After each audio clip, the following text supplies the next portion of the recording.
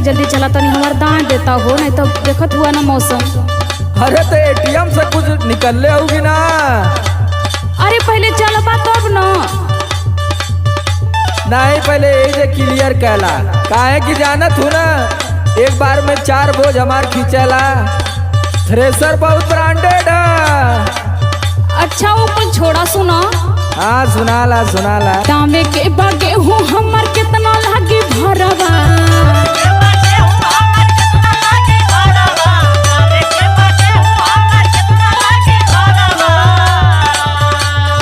दामे के बागे हूँ हमर कितना लागी भरवा, थ्रेसर लेके चला हो ड्राइवरवा।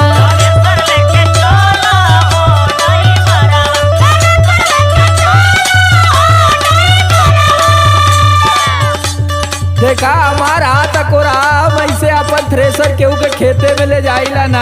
हाँ वो तो हमारा पोता बा हो। अब सुन ला। सुनावा।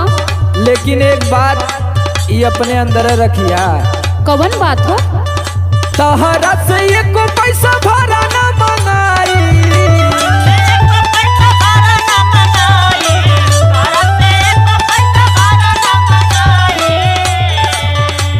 गेहूं के बदले चूमा दे दिया भौजाई।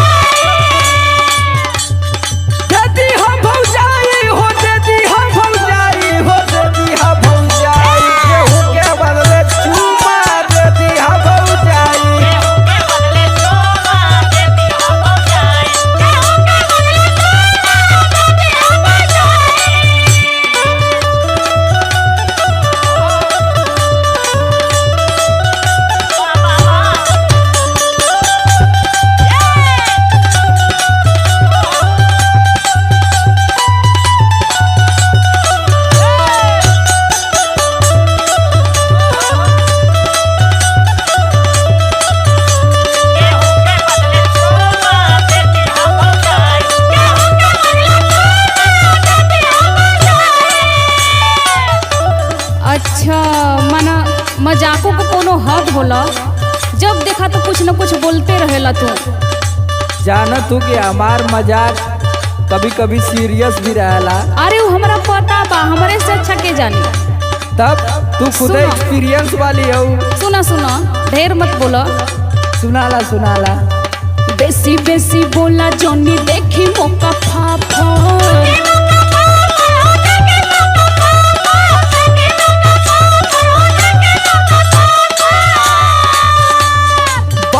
स्पेशल से देत बनिया फर। अरे रहे ना हो तुम्हारा सीमित समय तक ऑफर है। बेसी बेसी बोला जानी देखी मौका फाफो, बाड़ू स्पेशल से देत बनिया फर। और सुना दूसरा से बात जानी दी हम तू बताई,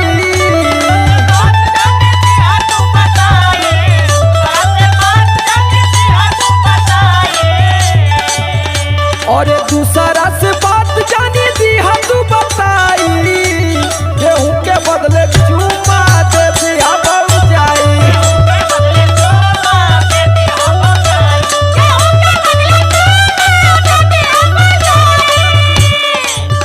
और दे दी हम भौजाई हो, दे दी हम भौजाई हो, दे दिया भौजाई, गेहूं के बदले चूमा दे दिया भौजाई।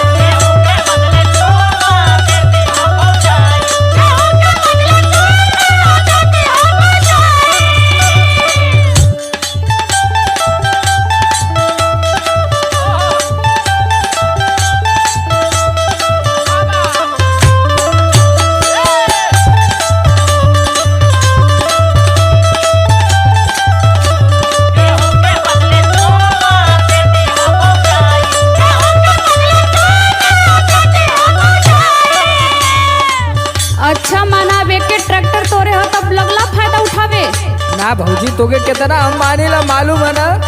अरे वो तो हमके मालूम है बा, लेकिन सुनो तोरे एक बार कहले पे हम धनंजय यादव का दादी पैसा आज तक ना देना, तो जाके उनसे मिला, हमके काहे कहता रहा। आ देखिला हरदम पर्स जेबा में लेके चला न।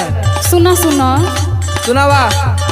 फायदा उठाव तारा तू मजबूरी के है।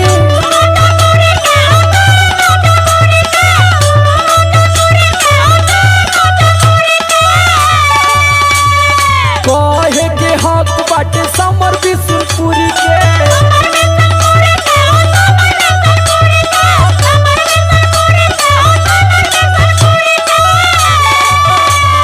फायदा उठाव तारा तू मजबूरी के है। कहे के हक बाटे समर बिशुनपुरी के। और यो बात सुन ला का शक्ति सोना कहे काम जल्दी हो जाई।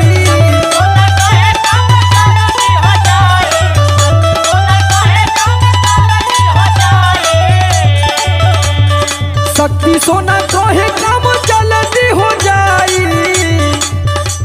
गेहूं के बदले चूम